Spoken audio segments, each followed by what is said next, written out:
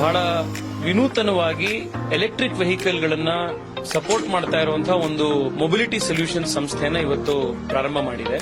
ಈಗ ಎಷ್ಟೋ ಜನರ ಹತ್ರ ಮನೆಗಳಲ್ಲಿ 8 ವರ್ಷ 10 ವರ್ಷ 12 ವರ್ಷ ಹಳೇದಾಗಿರುವಂತಹ ಆಕ್ಟಿವಾ, ಆಕ್ಸೆಸ್ ಈ ರೀತಿಯ ಬೈಕ್ಗಳಿರ್ತವೆ. ನಾವು ಅದನ್ನ ಈಗ ಮತ್ತೆ ಮಾರಿ ಹೊಸದಾಗಿರುವಂತಹ ಒಳ್ಳೆ ಎಲೆಕ್ಟ್ರಿಕ್ ವೆಹಿಕಲ್ ತಗೊಳ್ಬೇಕು ಅಂತಂದ್ರೆ ನಿಮಗೆ ಏನಿಲ್ಲ ಅಂದ್ರೂ 1.5 ಲಕ್ಷ ರೂಪಾಯಿ ಇವತ್ತು ಎಲೆಕ್ಟ್ರಿಕ್ ವೆಹಿಕಲ್ ಒಂದು ಒಳ್ಳೆ ವೆಹಿಕಲ್ ಖರ್ಚಾಗುತ್ತೆ.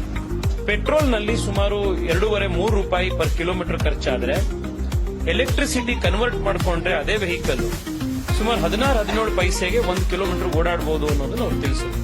ನಿಮಗೆ ಒಂದು 55-60 ಸಾವಿರ ರೂಪಾಯಿ ಒಳಗಡೆಗೆ ನಿಮಗೆ ಒಂದು ಹೊಸ ಎಲೆಕ್ಟ್ರಿಕ್ ವೆಹಿಕಲ್ ಆಗುವಂತಹ ರೀತಿಯಲ್ಲಿ ಹಳೆ ವೆಹಿಕಲ್ ಅನ್ನ ಇವತ್ತು ಟ್ರಾನ್ಸ್ಫಾರ್ಮ್ ಮಾಡಿ ಕೊಡುವಂತ ಕೆಲಸ ಇವತ್ತು ಮಾಡ್ತಾ ಇದ್ದಾರೆ.